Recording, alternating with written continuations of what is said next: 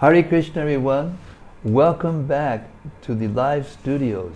This time, we're at 51 Hemkund Colony in Delhi, at the house of Anantarupa Prabhu and Yamuna Pavani, his better half, in this beautiful flat in the middle of Delhi, 110048 in GK1, right in the heart of the action.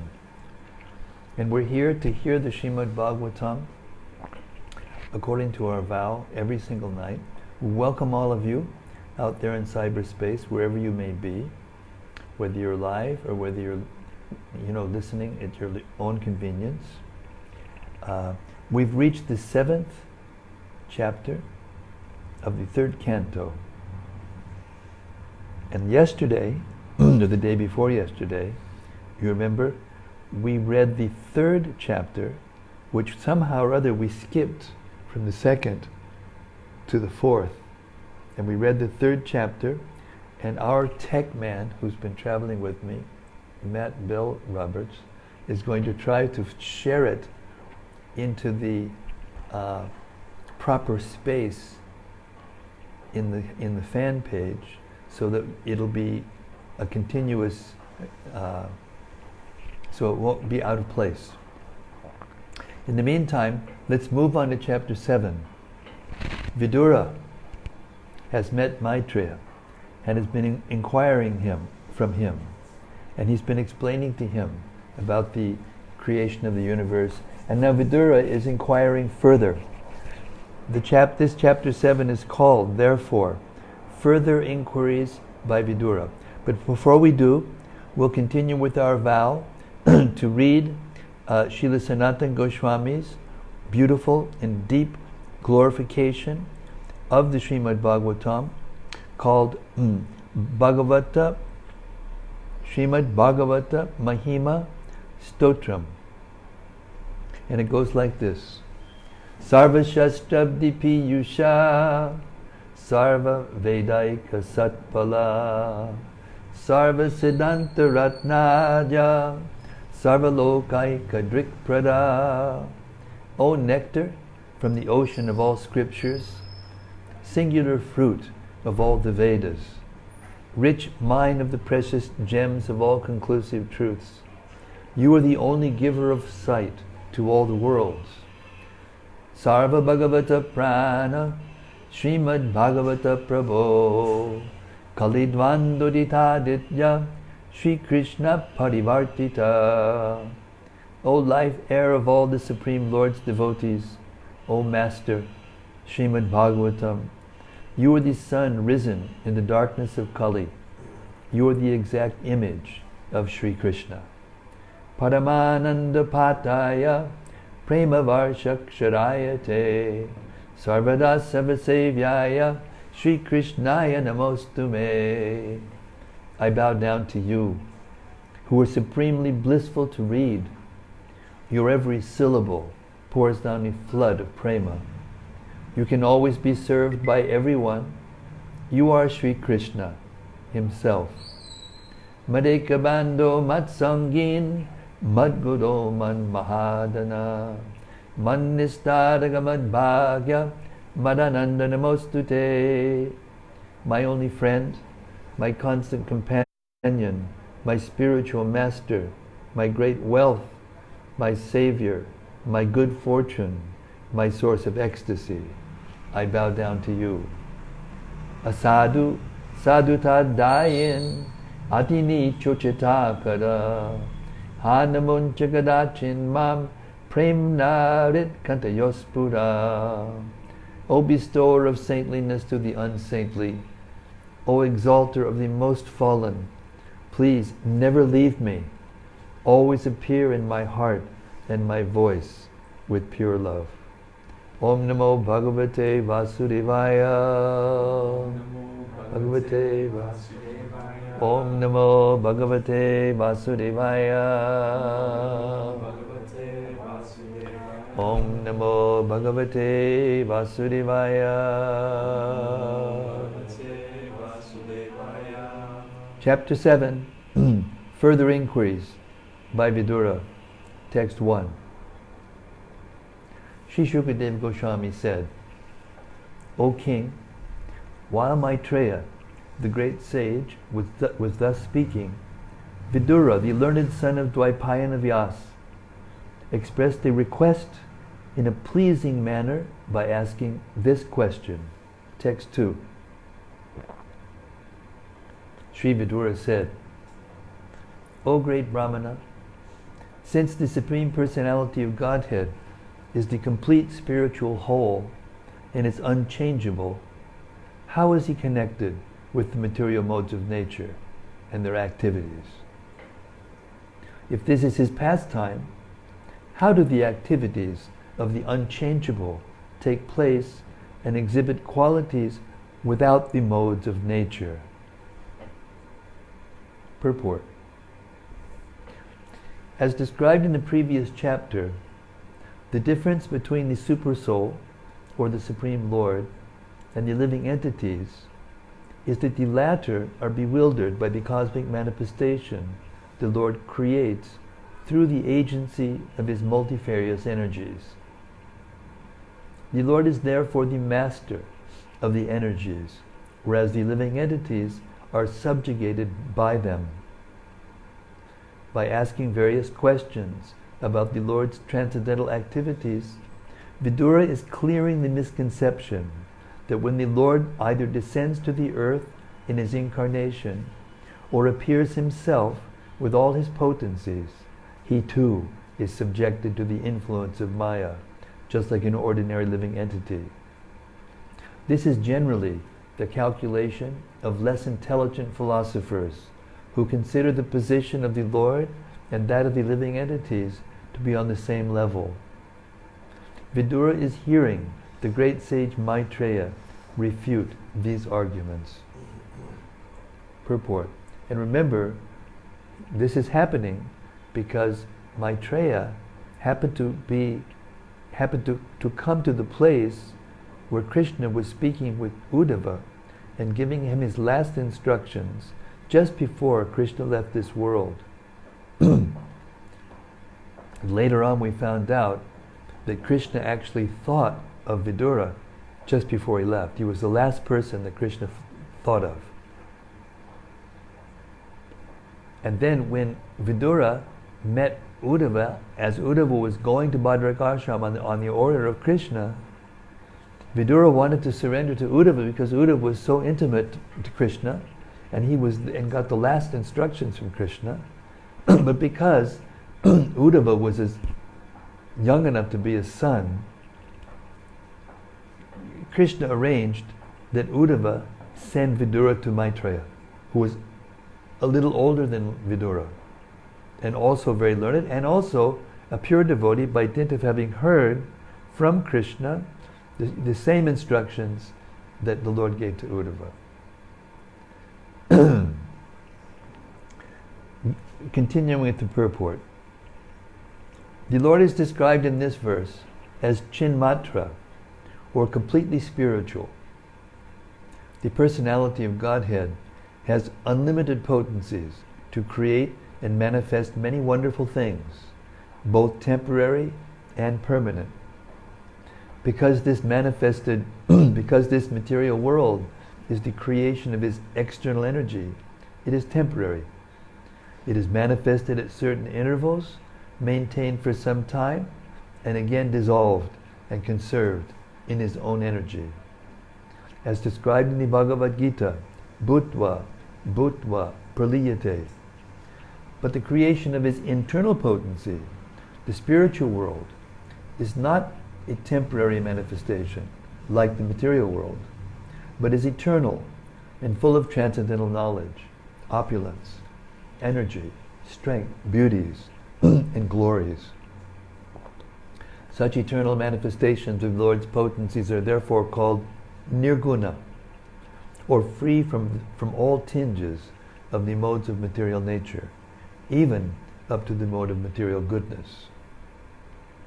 The spiritual world is transcendental even to material goodness, and thus is unchangeable. Since the Supreme Lord of such eternal and unchangeable qualities is never subjugated by anything like material influence, how can his activities and form be conceived to be under the influence of illusory Maya, as is the case with the living entities? A juggler or magician displays many wonders with his acts and arts. He can become a cow by his magical tactics, and yet he is not that cow. But at the same time, the cow displayed by the magician is not different from him. Similarly, because the material potency is an emanation from the Lord, it is not different from him. But at the same time, that manifestation of potency is not the Supreme Lord. The Lord's transcendental knowledge and potency always remain the same. They do not change, even when displayed in the material world. As stated in Bhagavad Gita, the Lord descends to the earth by his own internal potency, and therefore there is no question of his becoming materially contaminated, changed, or otherwise affected by the modes of material nature. The Lord is saguna by his own internal potency, but at the same time he is nirguna because he is not in touch with the material energy. The restrictions of the prison house are applicable to the prisoners who are condemned by the king's law, but the king is never affected by such implications, although he may visit the prison house out of his good will. In the Vishnu Purana, the six opulences of the Lord are stated to be non-different from him. The opulences of transcendental knowledge, strength, wealth, fame, beauty, and renunciation are all identical with the personality of Godhead. When he personally displays such opulences in the material world, they have no connection with the modes of material nature. The very word chin matratva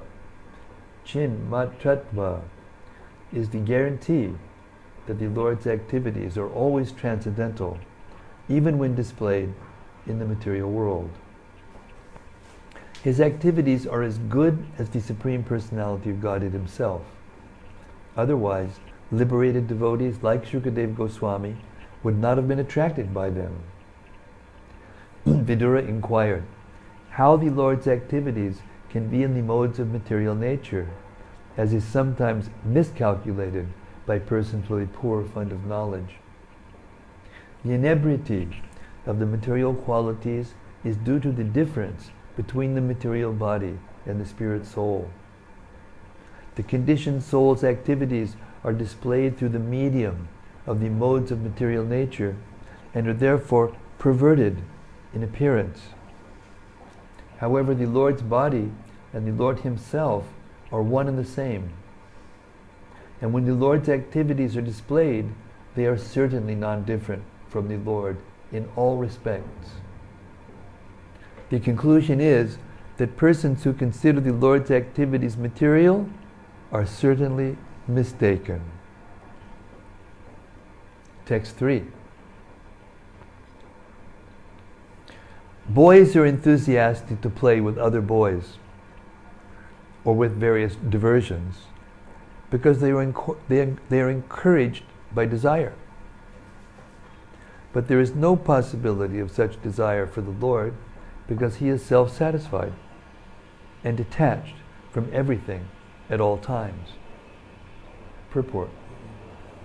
Since the Supreme Personality of Godhead is one without a second, there is no possibility that anything besides himself can exist.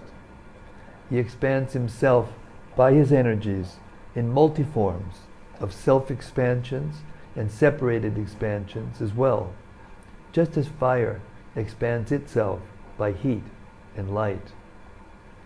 Since there is no other existence besides the Lord himself, the Lord's association with anything manifests his association with himself.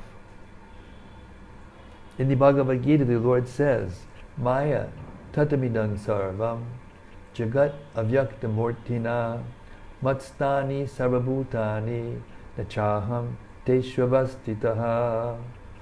The complete manifestation of the cosmic situation is an expansion of the Lord Himself in His impersonal feature. All things are situated in Him only, yet He is not in them. That is the opulence of the Lord's attachment and detachment. He is attached to everyone, everything, yet He is detached from all. Text 4. By His self-sheltered potency of the three modes of material nature, the Lord has caused the creation of this universe. By her, He maintains the creation, and conversely, dissolves it again and again. Purport. The cosmic universe is created by the Lord for those living entities who are carried away by the illusory thought of becoming one with Him by imitation. The three modes of material nature are for the further bewilderment of the conditioned souls. The conditioned living entity bewildered by the illusory energy considers himself a part of the material creation due to forgetfulness of his spiritual identity, and thus he becomes entangled in material activities, life after life. This material world is not for the purpose of the Lord Himself, but is for the conditioned souls who wanted to be controllers due to misuse of their God-gifted, minute independence. Thus the conditioned souls are subjected to repeated birth and death. Text 5. The purest soul is pure consciousness and is never out of consciousness, either due to circumstances, time, situations, dreams, or other causes. How then does he become engaged in nations? Purport. The consciousness of a living being is always present and never changes under any circumstances, as above mentioned. When a living man moves from one place to another, he is conscious that he has changed his position. He is always present in the past, present, and future, like electricity. One can remember incidents from his past and can conjecture about his future also on the basis of past experience. He never forgets his personal identity, even though he is placed in awkward circumstances. How then can the living entity become forgetful of his real identity as pure spirit soul and identify with matter unless influenced by something beyond himself? The conclusion is that the living entity is influenced by the avidya potency, as confirmed in both the Vishnu Purana and the beginning of the Srimad-Bhagavatam. The living entity is described in the Bhagavad Gita as Paraprakriti, and in the Vishnu Purana he is described as Parashakti. He is part and parcel of the Supreme Lord as potency, and not as the potent. The potent can exhibit many potencies, but the potency cannot equal the potent at any stage. One potency may be overcome by another potency, but all potencies are under the control of the potent. The Jiva potency, or the Kshetragya Shakti of the Lord, has the tendency to be overpowered by the external potency, avidya, karma, sangya, and in this way he is placed in the awkward circumstances of material existence. The living entity cannot be forgetful of his real identity unless influenced by the avidya potency. Because the living entity is prone to be influenced by the avidya potency, he can never be equal to the Supreme Potent. Text 6. The Lord, as the Supersoul, is situated in every living being's heart. Why then do the living entities' activities result in misfortune and misery? These are fantastic questions. I mean, these are the questions, the existential questions that everybody asks who has an inquisitive mind.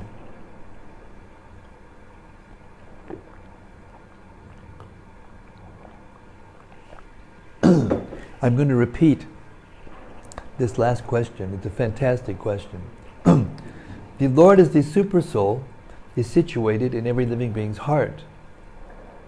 Why then do the living entities' activities result in misfortune and misery?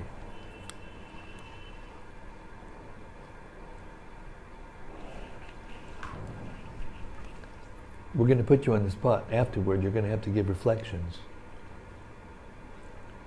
Purport. The next question put forward by Vidura to Maitreya is, why are the living entities subjected to so many miseries and misfortunes in spite of the Lord's presence in their hearts as the Supersoul? The body is considered a fruitful tree, and the living entity and the Lord as Supersoul are like two birds seated in that tree. The individual soul is eating the fruit of the tree, but the Supersoul, the Lord, is witnessing the activities of the other bird. A citizen of the state may suffer miseries for want of sufficient supervision by the state authority. But how can it be possible that a citizen suffers from other citizens while the chief of the state is personally present? From another point of view, it is understood that the jiva living entity is qualitatively one with the Lord, and thus his knowledge in the pure state of life cannot be covered by nations, especially in the presence of the Supreme Lord. How then does the living entity become subjected to ignorance and covered by the influence of Maya? The Lord is the Father and Protector of every living entity, and He is known as the Bhuta Brit, or the maintainer of the living entities. Why then should the living entity be subjected to so many sufferings and misfortunes? It should not be so. But actually we see that it happens everywhere. This question is therefore put forward by Vidura for solution. You know, this all sounds familiar. We read this before. Yeah, we read this. But anyway, it doesn't hurt to read it again, because this is all very deep philosophical stuff. Okay, text 7. I think we got further into this, we got some into this chapter before we stopped. Then we went back to the third. Okay, text 7. O great and learned one, my mind is greatly illusioned by the distress of this nations, and I therefore request you to clear it up. Purport.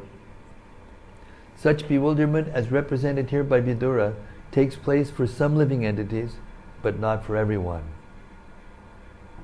For if everyone were bewildered, there would be no possibility of a solution by higher personalities. Text 8. So the materialists, they think because I'm delusion, everyone's in delusion, and therefore they can't get answers from anyone. So here he's clearing it up. He says, not everyone is, just because you can't understand it doesn't mean no one can understand. Text 8. Sri Shukadeva Goswami said, O King Maitreya, being thus agitated,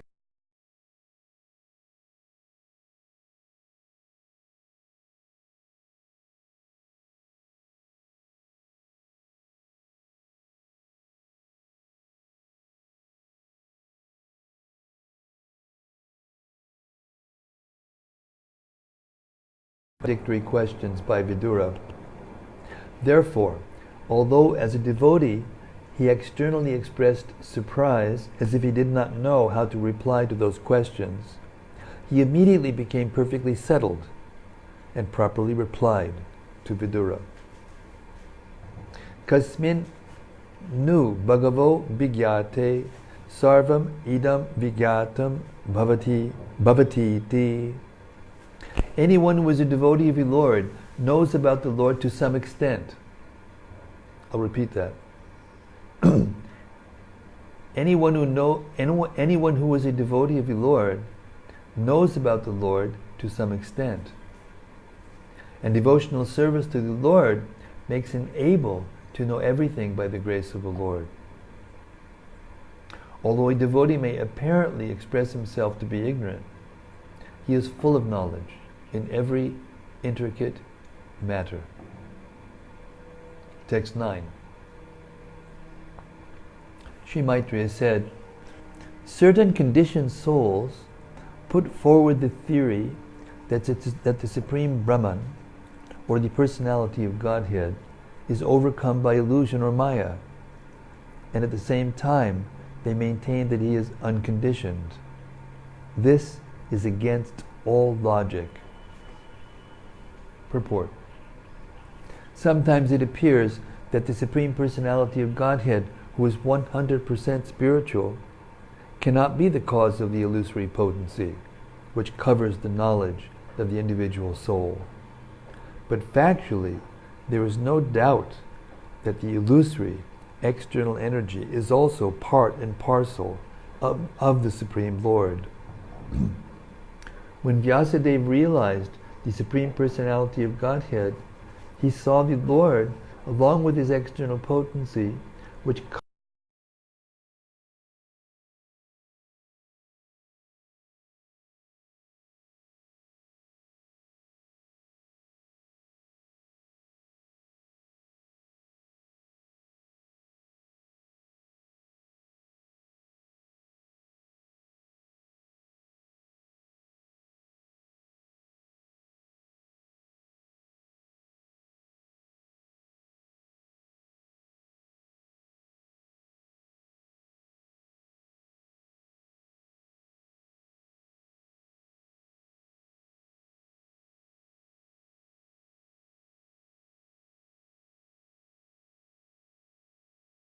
told the material energy is one with the Lord, he is never overpowered by it. The living entities, however, who are also parts and parcel of the Lord, can be overcome by the material energy. And that's the difference. The inconceivable Yogamaishwaram of the Lord, as mentioned in the Bhagavad Gita 9.5, is misunderstood by the froggish philosophers.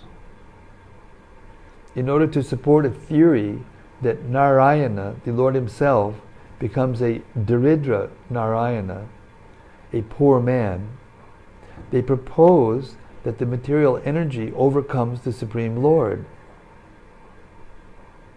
Srila Jiva Goswami and Srila Vishwanath Chakravarti Thakur, however, offer a very nice example in explanation. They say that although the sun is all light, the clouds, darkness, and snowfall are all part and parcel of the sun. Without the sun, there is no possibility of the skies being overcast with clouds or darkness, nor can there be snowfall on the earth. Although life is sustained by the sun, life is also disturbed by darkness and snowfall produced by the sun. But it is also a fact that the sun itself is never overcome by darkness, clouds, or snowfall. The sun is far, far away from such disturbances. Only those who have a poor fund of knowledge say that the sun is covered by a cloud or by darkness. Similarly, the Supreme Brahman, or the Parabrahman, the personality of Godhead, is always unaffected by the influence of the material energy, although it is one of his energies. parasya shaktir vividaiva shruyate. There is no reason to assert that the Supreme Brahman is overpowered by the illusory energy. The clouds, darkness, and snowfall can cover only a very insignificant portion of the sun's rays. Similarly, the modes of material nature may react upon the ray-like living entities. It is the misfortune of the living entity, certainly not without reason, that the influence of the material energy acts upon his pure consciousness and eternal bliss. This covering up of the pure consciousness and eternal bliss is due to avidya karma, the energy which acts on the infinitesimal living entities who misuse their minute independence. According to the Vishnu Purana, Bhagavad Gita, and all other Vedic literatures, the living entities are generated from the Tatastha energy of the Lord, and thus they are always the energy of the Lord and are not the energetic. The living entities are like the sun rays. Although as explained above, there is no qualitative difference between the sun and its rays, the sun's rays are sometimes overpowered by another energy of the sun, namely by clouds or by snowfall. Similarly, although the living entities are qualitatively one with the superior energy of the Lord, they have the tendency to be overpowered by the inferior material energy. The sparks of fire are also fire, but the burning potency of the sparks is different from that of the original fire. When these sparks fly out of touch with the original fire, they become under the influence of a non-fiery atmosphere. Thus they maintain the potency to be again one with the fire as sparks, but not as the original fire. The sparks can everlastingly remain within the original fire as its parts and parcels, but the moment the sparks become separated from the original fire, their misfortunes and miseries begin. The clear conclusion is that the Supreme Lord, who is the original fire, is never overpowered by the infinitesimal sparks of the fire. Read that again. The clear conclusion is that the Supreme Lord, who is the original fire, is never overpowered, but the infinitesimal sparks of the fire can become overpowered by the illusory effect of Maya. It is a most ludicrous argument to say that the Supreme Lord is overpowered by his own material energy. The Lord is the master of the material energy, but the living entities in the conditioned state are controlled by the material energy. That is the version of the Bhagavad Gita. The froggish philosophers who put forward the argument that the Supreme Lord is overpowered by the material mode of goodness are themselves illusioned by the same material energy, although they think themselves as liberated souls. They support their arguments by a false and laborious jugglery of words, which is a gift of the same illusory energy of the Lord. But the poor froggish philosophers, due to a false sense of knowledge, cannot understand the situation. In the 6th canto, 9th chapter, 34th verse of the Srimad-Bhagavatam, it is stated, Durava bodha eva tavayam vihara yogo yad asharano sharira idam anavekshitasmat samayvaya atmanai va vikriyamanena saguna aguna srijasi pasi harasi. Thus the demigods, while praying to the Supreme Lord, state that although his activities are very difficult to understand, they can still be understood to some extent by those who sincerely engage in the transcendental loving service of the Lord. The demigods also state that although the Lord is apart,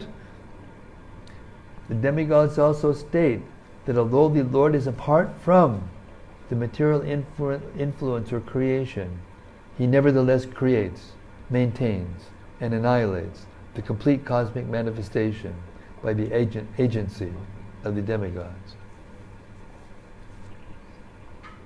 Text 10.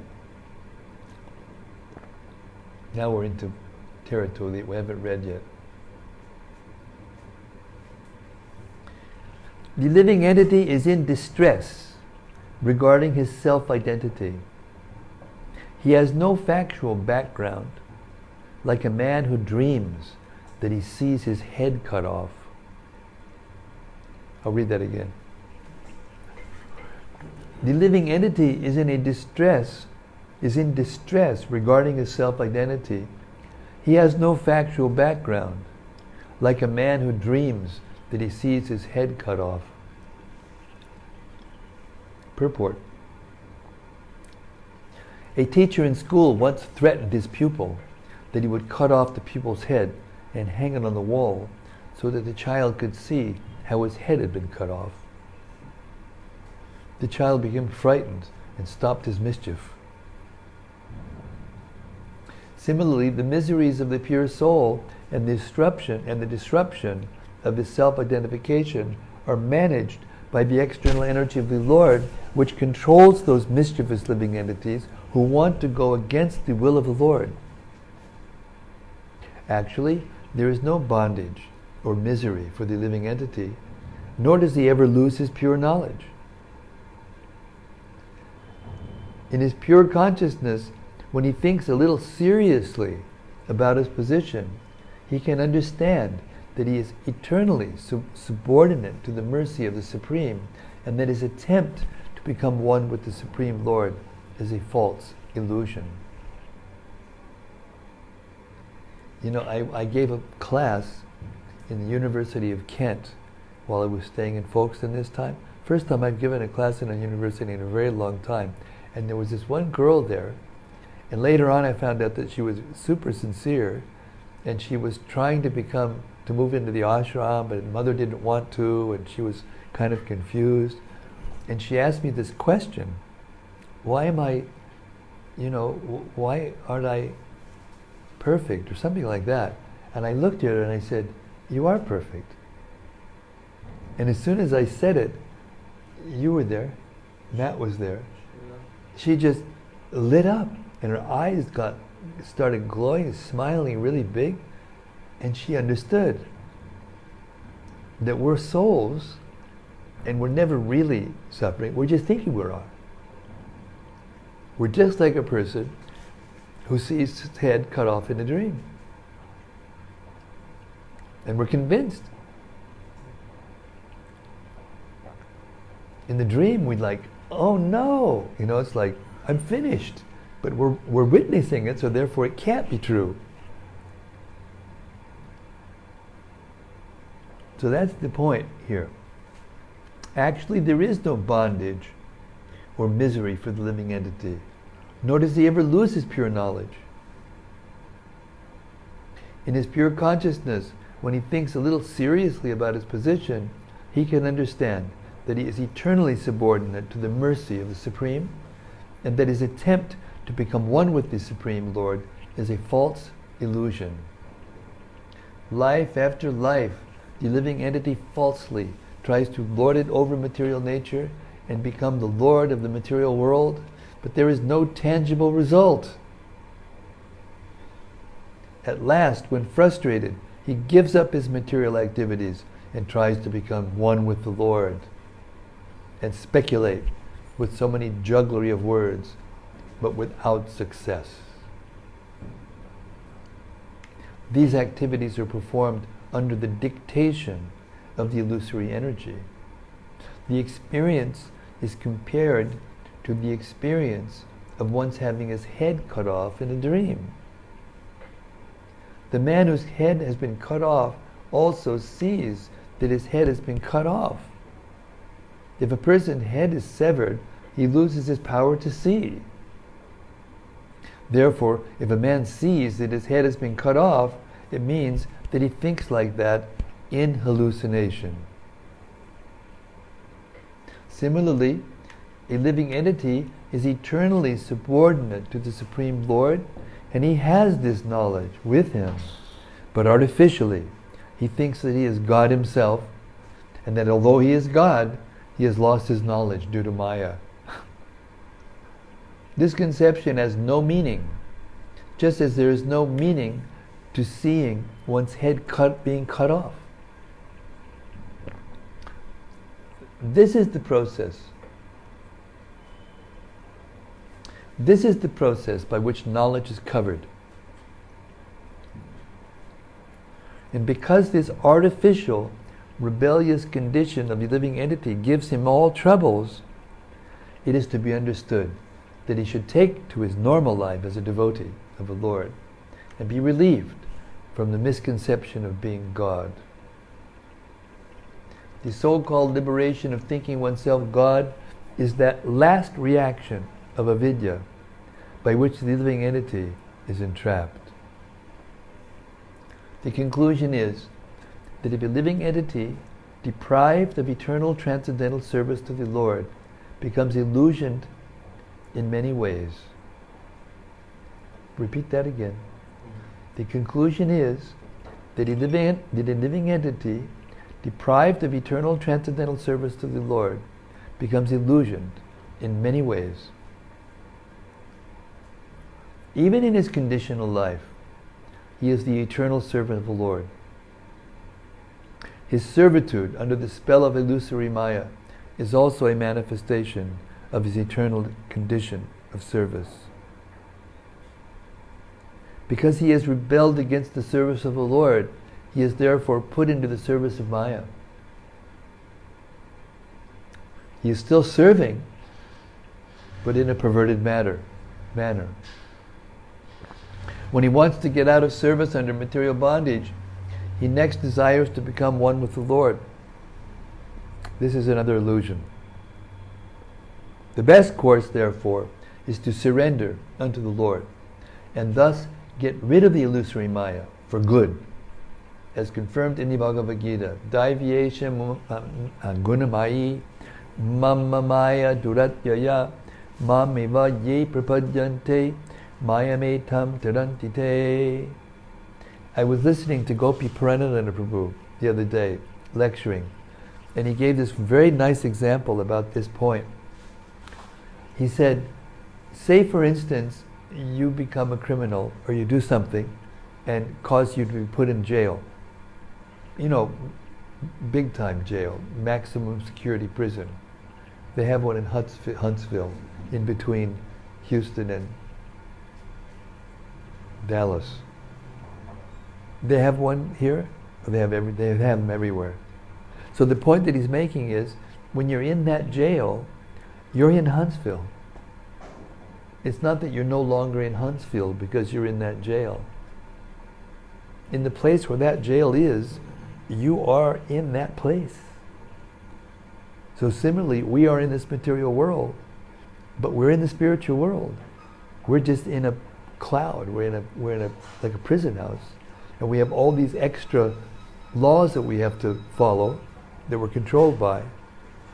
But actually, in the ultimate issue, we're in the creation of God.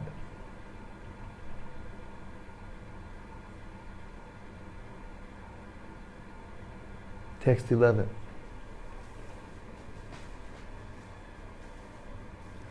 As the moon reflected on water appears to the seer to tremble due to being associated with the quality of the water, so the self associated with matter appears to have the qualities of matter.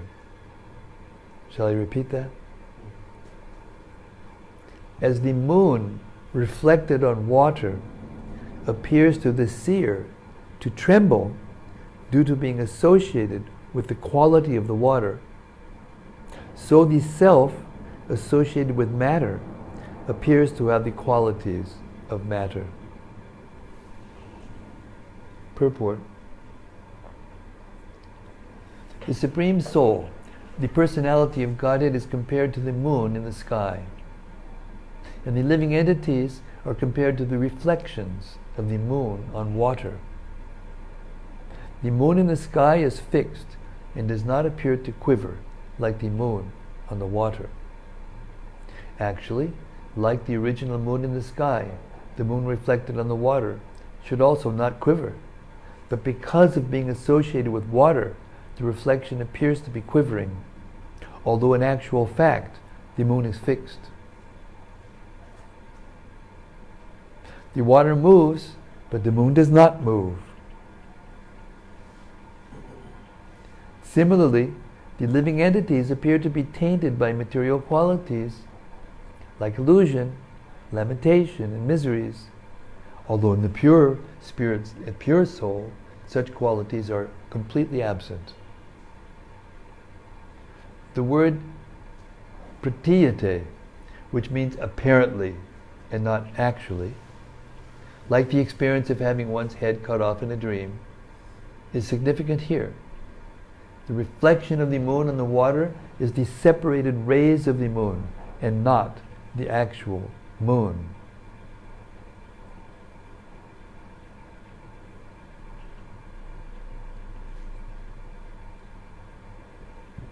The separated parts and parcels of the Lord entangled in the water of material existence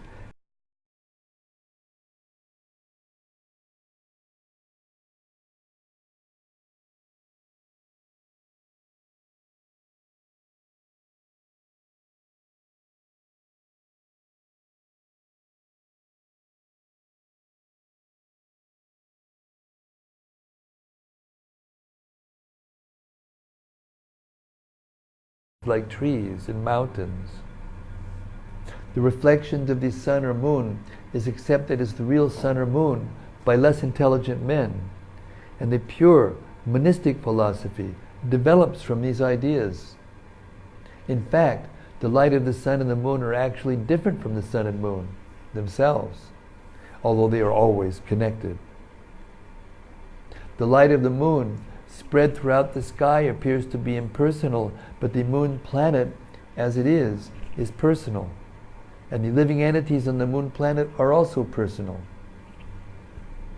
In the rays of the moon, different material entities appear to be comparatively more or less important. The light of the moon on the Taj Mahal appears to be more beautiful than the same light in the wilderness. Although the light of the moon is the same everywhere, due to being differently appreciated, it appears different. Similarly, the light of the Lord is equally distributed everywhere, but due to being differently received, it appears to be different. One should not, therefore, accept the reflection of the moon on the water as actual and misunderstand the whole situation through monistic philosophy. The quivering quality of the moon is also variable. When the water is standing still, there is no quivering. A more settled conditioned soul quivers less. But due to material connection, the quivering quality is more or less present everywhere. What a purport, Prabhupada.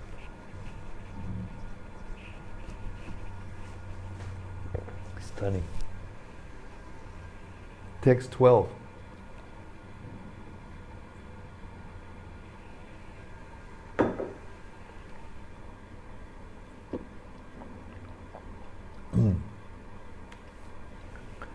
But that misconception of self-identity can be diminished gradually by the mercy of the personality of Godhead. Vasudeva. Through the process of devotional service to the Lord, in the mode of detachment. Purport. The quivering quality of material existence, which comes from identification with matter or from thinking oneself to be God due to the material influence of philosophical speculation, can be eradicated by devotional service to the Lord, by the mercy of the personality of Godhead Vasudeva. As discussed in the first canto, because the application of devotional service to Lord Vasudeva invites pure knowledge, it quickly detaches one from the material conception of life, and thus revives one's normal condition of spiritual existence, even in this life, and frees one from the material winds which cause one to quiver. Only knowledge and devotional service can elevate one towards the path of liberation. The development of knowledge for the purpose of knowing everything without rendering devotional service is considered fruitless labor, and one cannot get the desired result by such a labor of love. Lord Vasudeva is pleased by devotional service only, and thus his mercy is realized by association with pure devotees of the Lord. Pure devotees of the Lord are transcendental to all material desires, including the desire for the results of fruitive activities and philosophical speculation. If one wants to acquire the mercy of the Lord, one has to associate with pure devotees. Such association alone can, by degrees, release one from the quivering elements. Text 13. When the senses are satisfied in the seer supersoul, the personality of Godhead, and merge in him, all miseries are completely vanquished as after a sound sleep. Purport. The quivering of the living entity as described above is due to the senses. Since the entire material existence is meant for sense gratification, the senses are the medium of material activities, and they cause the quivering of the steady soul. Therefore, the senses are to be detached from all such material activities. According to the impersonalists, the senses are to be stopped from work by merging the soul into the supersoul Brahman. The devotees, however, do not stop the material senses from acting, but rather engage their transcendental senses in the service of the transcendence. I'll read this again, this is so deep. The devotees there, however, do not stop the material senses from acting, rather engage their transcendental senses in the service of the transcendence, the Supreme Personality of Godhead. In either case, the activities of the senses in the material field are not to be stopped by cultivation of knowledge. And if possible, the sense should be engaged in the service of the Lord. The senses are transcendental in nature, but their activities become polluted when contaminated by matter. We have to treat the senses to cure them of the material disease, not stop them from acting, as suggested by the impersonalist. In the Bhagavad Gita 259 it is said that one ceases all material activities only when satisfied by contact with a better engagement. Consciousness is active by nature and cannot be stopped from working.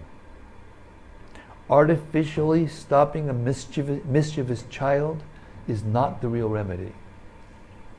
The child must be given some better engagement so that he will automatically stop causing mischief.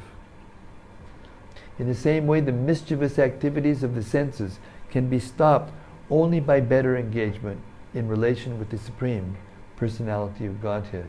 When the eyes are engaged in seeing the beautiful form of the Lord, the tongue is engaged in tasting prasadam, or remnants of foodstuffs offered to the Lord. The ears are engaged in hearing His glories. The hands are engaged in cleaning the temple of the Lord.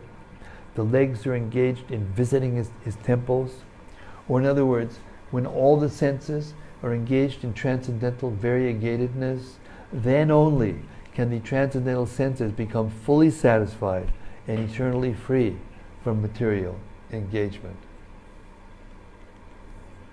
The Lord is the Super Soul residing in everyone's heart, and as the Supreme Personality of Godhead in the transcendental world, far beyond the material creation, is this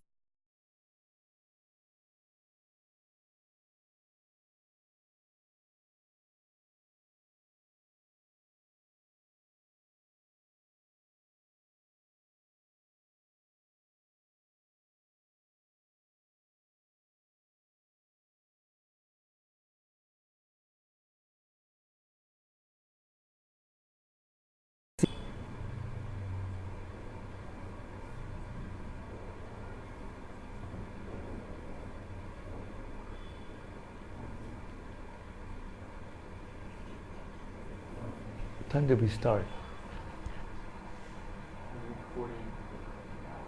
An hour.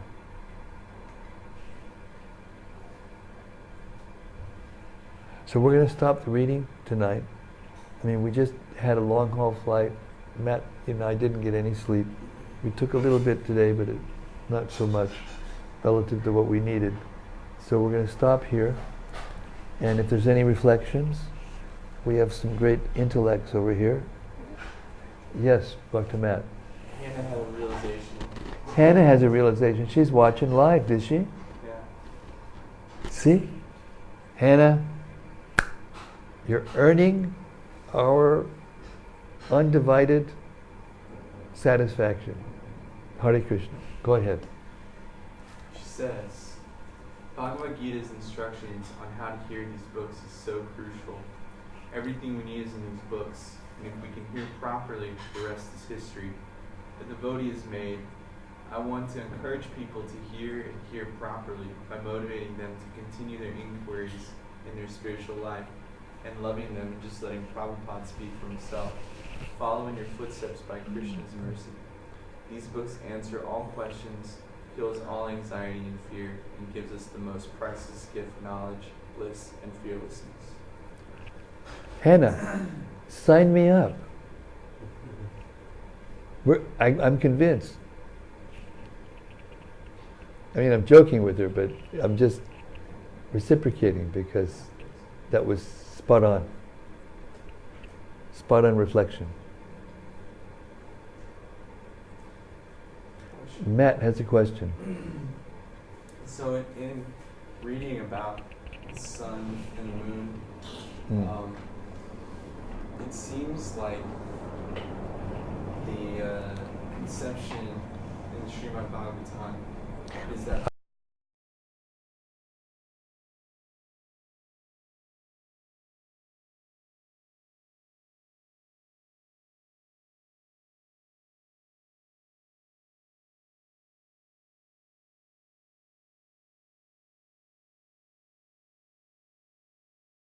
so in the theme in the Bhagavatam is that the sun has its own light and the moon has its own light. Yes. And they're separate lights. Yes. But scientists say that the moon just reflects light from the sun, but the quality of the light from the moon is different than from the sun. So therefore, does the moon have its own light from Krishna? It's reflecting separate. from the sun. It is reflecting. Yes, Prabhupada said it's reflecting from the sun. Okay. But it has a different effect. It's reflecting from the sun, but because it's reflecting off a different surface, it has a different effect. Like the sun is very hot. The sun's rays are very hot, but because it reflects off the surface of the moon, it's cool. And it can cool the same person who is feeling, like bothered by the sun or heated by the sun. There's another thing is that the moon, I don't know if you've ever been in a place where where there's kind of clear light, clear skies a lot. When I lived in Spain, in our farm there, the moon, it was in a place where the sun was most of the time there, and I'm sorry to say, the air was clear of clouds. It was just a phenomenon, and therefore the moon would shine down on the vegetables. I remember we had an asparagus garden. I've never tasted asparagus like this before. And then when we read how the moon gives juice and taste to the vegetables, it made sense, made complete sense, practical sense. So in that way there's a different effect.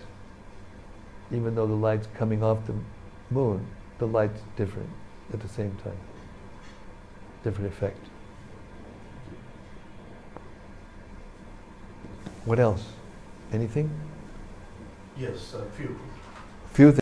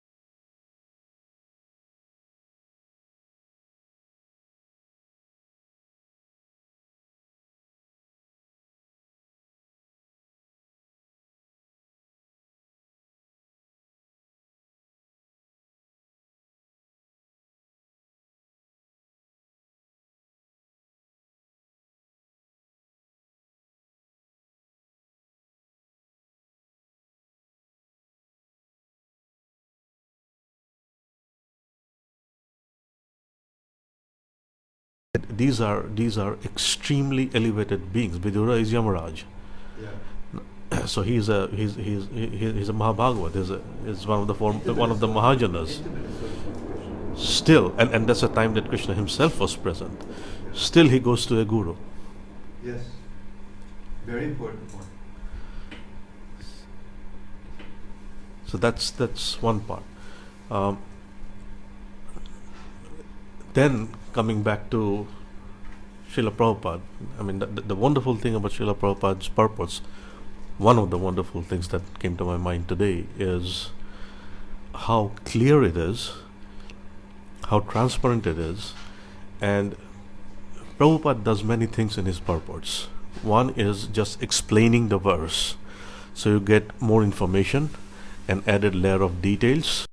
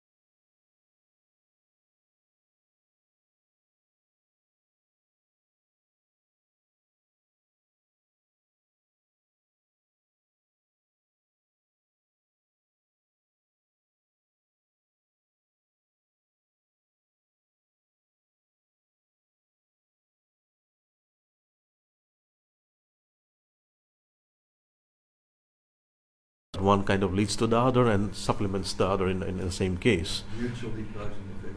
Correct. So, fidelity to gratitude to Prabhupada will cause you to be, to have that quality of fidelity to his teachings, and fidelity to his teachings will cause you to be grateful. It's interesting because applying what you just said, Sanatana Goswami actually describes dainya, which is a level of humility which is utter humility or complete humility, and prema, which is love for Krishna. There's a mutual cause and effectual relationship between both of them at the same time, and therefore they're considered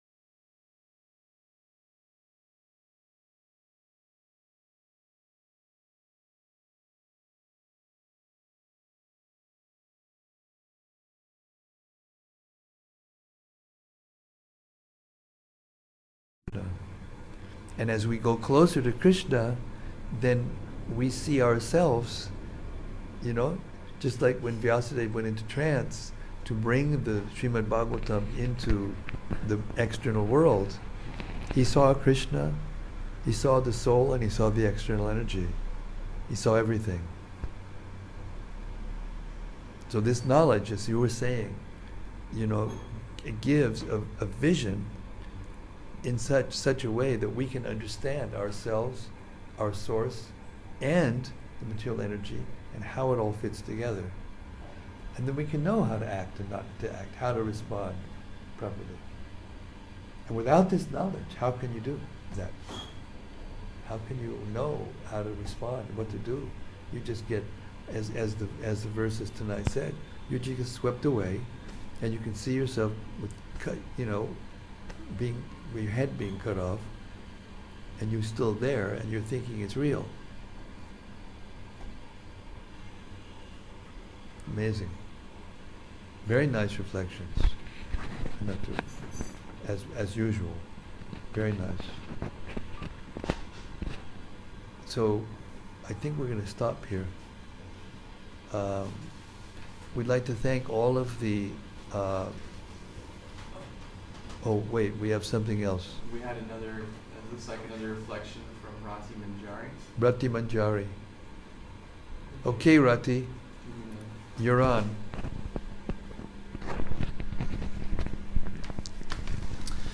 Rati says, I read, and I'm paraphrasing, that in His Grace Vaishika Devi Dasi's memoir book, Ham Omse dared to ask Srila Prabhupada a question which was burning for her.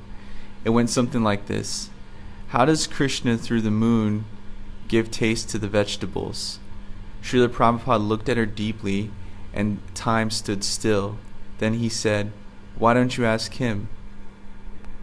Vasaka was elated because his unexpected answer, Srila Prabhupada, had smashed her mechanistic idea of the universe and uplifted her to the fact that the whole creation is permeated by personalism, where higher beings are in charge of universal affairs.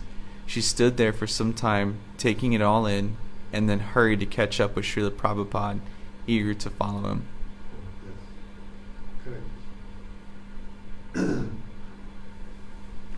I heard someone ask the same kind of question. All these are in the same genre of questions. Someone asked Prabhupada, Srila Prabhupada, why is Krishna blue? And Krishna said immediately the same thing. Why don't you ask him? As if you can just demand to understand something so intimate and so confidential and so personal from Krishna. from this position, from our position in the material energy. Therefore, in the Bhagavad Gita, the famous verse Tadvidi Panipatina, where Krishna tells Arjuna, just try to understand the truth by approaching a spiritual master, inquire submissively and render service. Self-realized souls can impart knowledge into you because they've seen the truth. In that purport, Srila Prabhupada says that there's two things that are condemned in the process of spiritual realization. Or one of them is blind following, and the other one is absurd inquiries. So this absurd inquiry means it's a question that can't be answered from this position, and you ask it anyway, and therefore sometimes Krishna, Prabhupada, would give that kind of answer. And then furthermore, Prabhupada said, so not only you should hear from the spiritual master, but you should get a clear understanding. And what that means is, you shouldn't allow something to go in your ear that you don't understand. If something goes in your ear and you don't understand, you have to be honest and say, I'm sorry, I don't understand. And then you'll get another explanation. And you keep doing that until it's clear. And in that way, you can assimilate spiritual knowledge.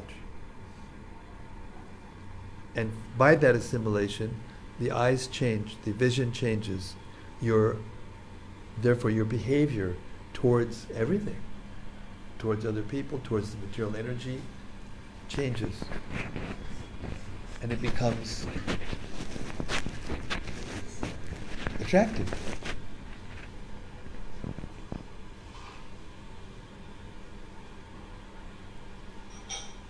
Okay, I'm going to stop tonight. Thank you very much. Here we are again in the live studios at 51 Hemkund Colony, JK1, in the heart of Delhi. We were just day before yesterday in the countryside of Kent, very quiet and beautiful, trees and horses running around in fields and in a little cottage, and here we're right in the middle of Delhi, and Durga Puja is going on, and the firecrackers are popping, and it's a completely different atmosphere, but the knowledge is the same.